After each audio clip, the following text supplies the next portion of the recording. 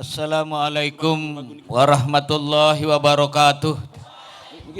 Langsung di atas. Alhamdulillah nahmaduhu wa nasta'inuhu wa nastaghfiruh wa na'udzu billahi min sururi anfusina wa min sayyiati a'malina. Asyhadu an la ilaha illallah wa asyhadu anna Muhammadan abduhu wa rasuluh. La nabiyya ba'dah, amma ba'du. Yang saya hormati, saya banggakan, sama-sama kita muliakan Al-Mukarramun, dani-dani para tuan guru, para satis. Yang saya banggakan, saya hormati saudara saya Bapak Wakil Bupati Lombok Tengah, dan yang saya hormati rekan-rekan Forum Koordinasi Pimpinan Daerah Kabupaten Lombok Tengah. Berikut seluruh keluarga besar pengurus cabang Nahdlatul Ulama Kabupaten Lombok Tengah, seluruh PD Nahdlatul Wathon Kabupaten Lombok Tengah, seluruh pengurus PD Nahdlatul Wathon Diniyah Islamiyah, pengurus PD Muhammadiyah, NGO, seluruh keluarga besar masyarakat Kabupaten Lombok Tengah, seluruh kepala sekolah mulai dari PAUD, TK, SD, SMP, SMA, Ibtidaiyah, Sanawiyah, Aliyah, seluruh pendidik dan tenaga kependidikan yang hadir pada kesempatan ini yang saya banggakan, saya cintai. Seluruh forum kerukunan umat beragama se-Kabupaten Lombok Tengah yang hadir pada kesempatan ini. Kami tidak berorasi, tapi izinkan kami membacakan sedikit sejarah tentang Palestina.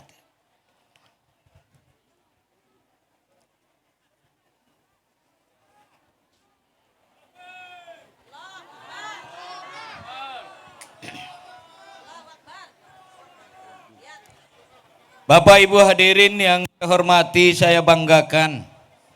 Palestina ini memang selalu mendapat cobaan dari zaman nabi-nabi. Kenapa tempat ini ingin direbut oleh banyak orang, bukan saja Israel?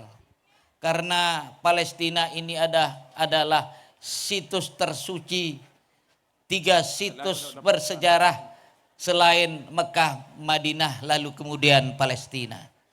Maka orang-orang ingin merebut itu supaya nanti pendapatan dalam kehidupan mereka yang mengelola negara itu nanti akan menjadi baik.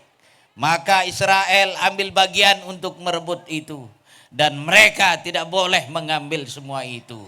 Allahu Akbar. Negeri para anbiya disebut dalam kitabnya. Selanjutnya, negeri ini pernah singgah banyak nabi. Di antaranya adalah Nabi Muhammad sallallahu alaihi wasallam.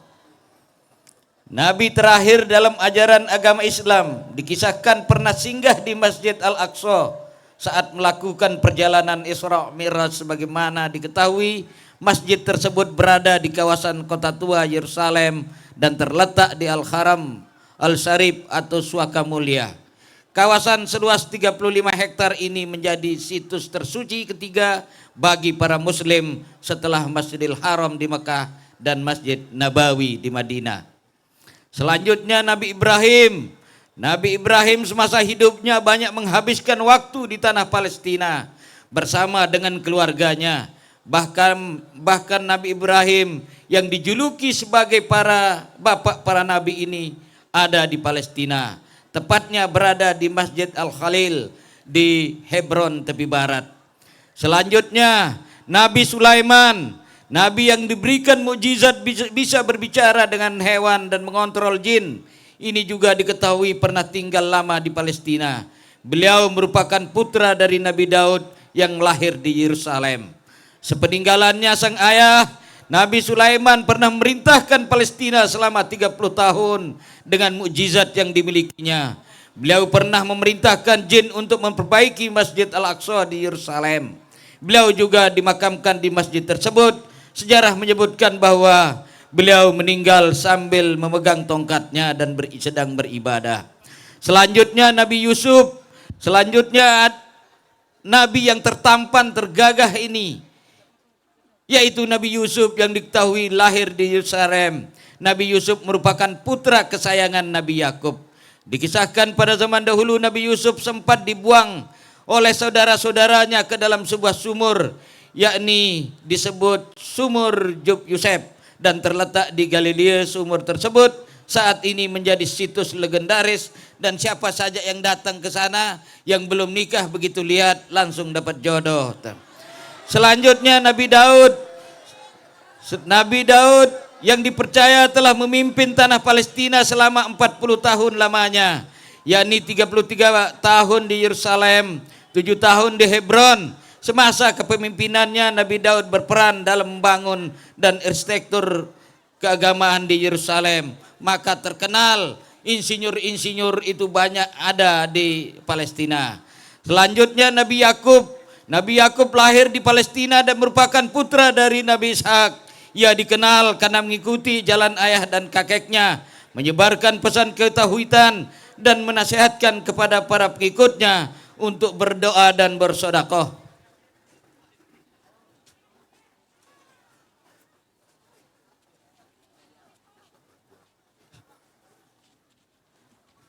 Selamat datang Ayahanda Al-Mukarram Tuan Guru Haji Lalu Turmuzi Badaruddin. Allahu Akbar. Allahu Akbar.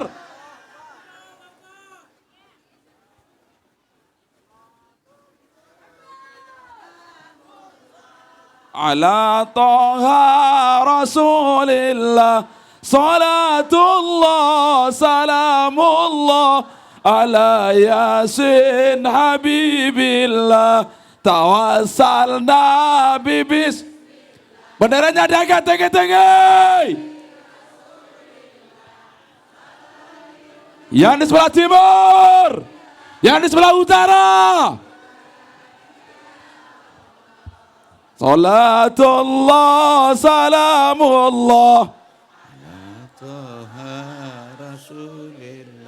Salatullah salamullah ala Yasin Habibillah. Salatullah salamullah ala Taha Rasulillah. Salatullah salamullah ala Yasin. Yang di sebelah selatan mana suaranya? Yang kencang. Salatullah salamullah ala Taha Rasulillah. Salatullah salamullah ala Yasin Habibillah. Salatullah salamullah ala Taha Rasulillah. Salatullah salamullah ala Yasin Habibillah. Selanjutnya Nabi Yakub lahir di Palestina dan merupakan putra dari Nabi Ishak. Ia dikenal karena mengikuti jalan ayah dan kakeknya, menyebarkan pesan ketauhidan dan tentu berdoa untuk bersedekah menjadi kewajiban. Selanjutnya Nabi Lut merupakan keponakan laki-laki dari Nabi Ibrahim. Nabi Lut mendapatkan tugas untuk berdakwah kepada kaum Sodom dan Gomorrah. Diyakini kaum tersebut dulunya tinggal di sebuah tempat disebut Laut Mati, sebuah danau garam yang berlokasi antara tepi barat di Yordania. Makam Nabi Lut berada di kota Palestina, bagian selatan Hebron tepi barat. Selanjutnya, kedelapan Nabi Isa. Sebagian besar cendekiawan menyebutkan Nabi Isa lahir di Bethlehem, tepi barat, dan menghabiskan masa hidupnya di Palestina, menyebarkan agama Allah Subhanahu wa taala. Banyak mujizat yang diberikan kepada Nabi Isa, salah satunya bisa menghidupkan orang mati. Ilmuwan memprediksi bahwa Gereja kelahiran di tepi barat dibangun di tempat kelahiran Nabi Isa. Sebuah balok batu dalam gereja menandai titik pohon palam di mana ibunya Siti Maryam merintih kesakitan selama melahirkan Nabi Isa. Sementara Bukit Zaitun di Yerusalem disebut sebagai situs di mana Nabi Isa diangkat ke langit. Selanjutnya 9 Nabi Musa. Nabi Musa menerima wahyu Allah berupa kitab Taurat untuk umatnya Bani Israel. Khalifah Salahuddin Al-Ayyubi pernah bermimpi bahwa Nabi Musa dimakamkan di selatan Jericho, tepi barat Palestina. Kemudian dibangun masjid di lokasi tersebut untuk menghormati Nabi Musa. Lokasi masjid tersebut termasuk salah satu kompleks arsitektur religius paling besar di Palestina. Meskipun faktanya sekarang Palestina menjadi wilayah konflik yang diperebutkan oleh Israel, yang mungkin memang demikian letak keberkahannya, yaitu berkah sekaligus ujian bagi penduduk Palestina sejak puluhan tahun lalu. Namun ganjaran di akhirat kelak tentu akan sangat besar dari Allah Subhanahu wa taala, karena sudah jelas negeri Palestina adalah negeri yang diberkahi oleh Allah Subhanahu wa taala. Karena hari ini dan seterusnya memang teman-teman keluarga besar Palestina sedang mendapatkan ujian yang cukup besar untuk akhirnya nanti mudah-mudahan cepatnya merdeka, yang akhirnya negeri itu menjadi negeri kunjungan kaum muslim di seluruh dunia. Kehadiran hari ini adalah merupakan panggilan kemanusiaan yang mendesak, sebuah panggilan untuk bersatu mendukung perjuangan bangsa Palestina yang kini terjebak dalam badai kebrutalan. Saat ini kita semua menikmati kedamaian. Di sisi lain di tanah Palestina yang dulu dikenal sebagai tanah damai, terjadi penghancuran dan penderitaan yang tidak berkesudahan menimpa saudara-saudara kita di Palestina. Di tengah sorotan lampu dunia, kita tidak bisa membiarkan kepedihan mereka terlewat begitu saja. Ini adalah panggilan nurani kita sebagai manusia. Kita tidak melihat, ketika kita melihat gambar anak-anak kecil yang terluka dan mati, perempuan yang kehilangan rumah dan keluarga, serta laki-laki yang berjuang mempertahankan hidup mereka. Hati nurani kita berteriak dalam kehidupan ini. Kita tak bisa hanya melihat, kita harus merasakan. Mereka bukan sekedar angka atau angka-angka yang dibacakan, melainkan cerita hidup yang terpahat dalam setiap luka dan derita air mata. Ketika melihat anak-anak, perempuan dan laki-laki Palestina menjadi korban yang tak bersalah oleh serangan Israel yang tak kunjung usai, kemanusiaan kita diuji dan kita memiliki tanggung jawab moral untuk berdiri bersama mereka. Kita tidak boleh membiarkan keheningan menjadi saksi bisu terhadap penderitaan yang tak berkesudahan ini. Hadirin keluarga besar masyarakat Kabupaten Lombok Tengah, setiap gemuruh bom yang jatuh di Palestina adalah serangan terhadap martabat dan hak asasi manusia. Kita tidak bisa hanya menjadi penonton yang acuh tak acuh terhadap kondisi yang kita lihat.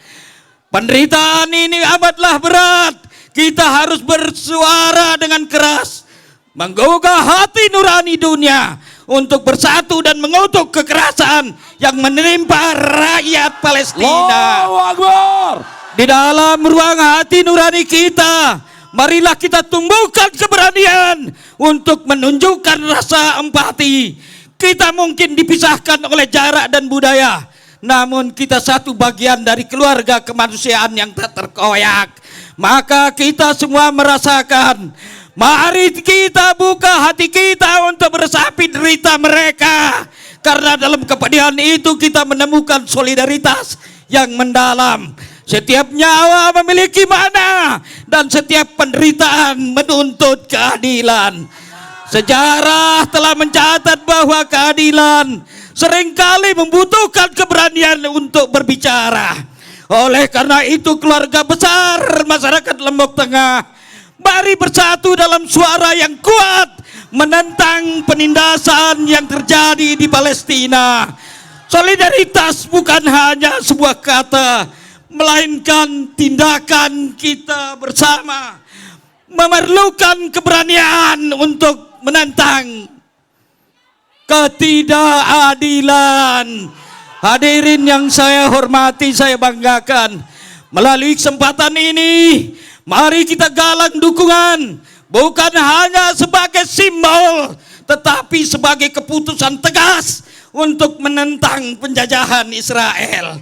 Mari kita dorong para pemimpin-pemimpin dunia.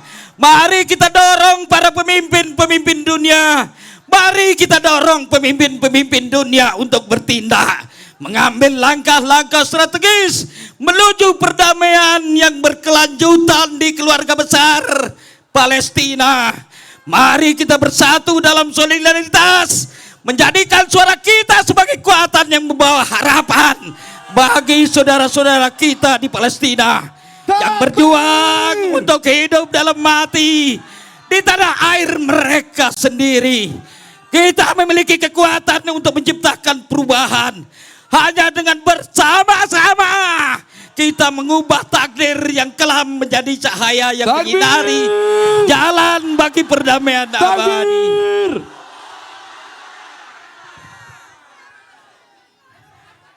Mari kita bersatu dalam cinta dan nurani untuk menciptakan dunia yang lebih adil, damai, dan penuh kasih.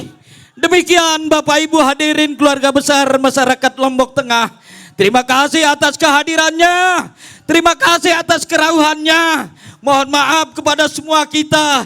Saya mungkin banyak salah bersama Bapak Wakil Bupati dan keluarga besar yang hadir pada hari ini sebagai pelayan masyarakat. Al-Mukarram Tuan Guru, terima kasih yang seluas-luasnya. Terima kasih yang sungguh-sungguhnya, setinggi-tingginya. Pelunggu kami hadir membawa kami untuk mengegarkan sebuah cerita kepada dunia bahwa kemerdekaan adalah hak segala bangsa. Demikian Bapak Ibu hadirin yang saya hormati, saya banggakan. Jazakumullah khairul jazaa. Billahi taufiq wal hidayah.